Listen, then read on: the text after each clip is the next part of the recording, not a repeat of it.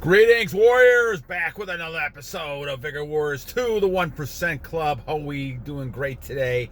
I hope you guys are doing well on your battle plan. Continue to keep your goals and moving forward. So thank you guys for all your comments. I appreciate the last couple days especially. We've had some comments on my trying to cut this down to 10 minutes to do more videos, but also I like the comment from Eloy. Thank you very much. About trying to put the acknowledgments, the shout outs in the description. I may do that. I think that's a good idea because I think that kind of allows me to then focus on more of the knowledge and information that I can kind of give you guys at this point. So I'll take that suggestion. Thank you. Shout out to you guys. The book also, I think Examens asked me about the book. It's called Kelder. It's by Peter Kelder. It's Kelder, and it's the Fountain of Youth. And so there's lots of different editions of it. I have one of the ones that are like 15, 20 years ago, but I had one that was back done in the 1980s or something as well. So there's like several versions of this. There's Ancient Secrets of the Fountain of Youth. I think Fountain of Youth, there's been a lot of versions of it. It's kind of the same original type of thing. Now, there's a couple of different things. Bernie Siegel, I think, that one of the renowned doctors that we've had in our society, went through the book in a second book, went through all the great things about how important this is and all those things that are important. So now this brings us to our topic for today. The topic is going to be music and meditation. And I put these together a little bit because we're talking about sound waves again. Yesterday we talked about aura a little bit. We talked about chants, Gregorian chants, other types of chants that they talk about in Kellner's book. All of this is to enhance your retention. Enhance it. Now you can't do anything until you retain. But once you retain, there's other things you can do to kind of add to it. So let's talk about both of these type of things. First of all, let's go with meditation. Because meditation really is the key to a lot of centering yourself. And again, the chakras all in the center. If you look at that book, Keller's book, the 7 chakras, and the 5th chakra we talked about yesterday in the throat. The second one is down the sexual area. Those are the reproductive area. Those are connected. So what that means then is if you're going, that will radiate. And if you do that long enough, you'll feel something throughout your whole body, especially in the middle of your body. And you'll feel that, I got something on my nose here, but you'll feel that in your whole body. Okay. So the thing is, what you want to do is you want to try to avoid trying to get music, other things that doesn't give you that type of feeling. And so as you look at this, as you look at trying to create music, you want to create music and use music that's going to stimulate those things. Now, there are a number of things that I've used. There's things that are in, I think even on YouTube, you can get types of things. I'm not sure all of those are accurate, just like, I don't believe everything I see, but I think stuff that's going to connect to especially your different vortexes up in your brain is going to help you. And especially when it comes to meditation. Now in meditation, you want to have the ability to think and connect with God, your God. And so as you're doing this, you want to sit there and take some deep breaths, breathe in and out, and calm yourself to the point where you start thinking about things and connecting with God and getting away from this temporal world you're in right now.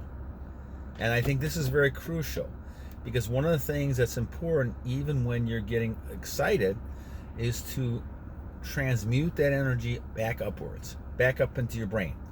I remember we talked about that one article Da Vinci did, in which you talked about how important it was to move your stuff back up, not to let it go out, to move it back up so it can continue staying in your body and working, to strengthen your body. The meditation is supposed to continue to make you center yourself and realize that a lot of that stress that you might be feeling, a lot of that anxiety is not really that important. And guys, in the long run, it is not that important. When you look at life, it's funny how things change I'm 61 now. There's lots of things that I thought were really important when I was 20 and 25, and especially as I was having family and the kids. But as they say in the old days, you can't take things with you, right? And so all the money in the world is not going to provide this peace and joy that Eduardo talks about, that we talked about on a previous video.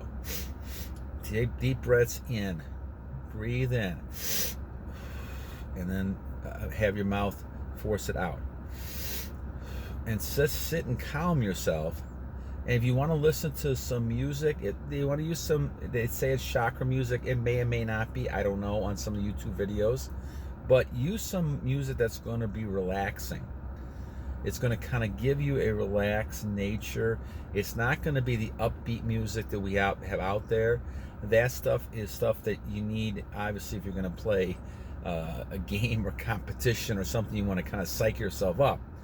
But I'm talking about calming yourself down, relaxing with this. And so music can help a great deal with this, because music, once again, are those tones you're picking up. Remember, everything is energy. The music you're hearing is energy. The meditation, you're sitting there, all of you is energy. You're gonna vibrate and resonate with that music depending on your mood. And if you're in a somber mood, you're trying to kind of relax a little bit, all these moods are going to be affected by the music you have.